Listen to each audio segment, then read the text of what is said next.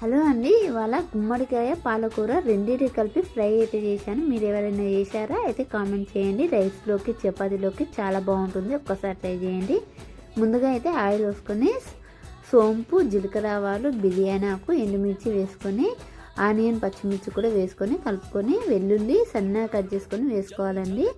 ఇప్పుడు పసుపు, గుమ్మడికాయలు కూడా పంకిన్ వేసుకోవాలండి. వాష్ చేసుకొని వేసుకోవాలండి, ఏమైనా ఉన్నా పోతుంది కాబట్టి. ఇప్పుడు కారం, ఉప్పు, గరం మసాలా, జీరా పౌడర్ అన్ని మసాలాలు వేసుకొని ముక్కకు పట్టాక మనము వాటర్ కొద్దిగా పోసి 10 నిమిషాలు లో ఫ్లేమ్లోనే కుక్ చేసుకోవాలండి.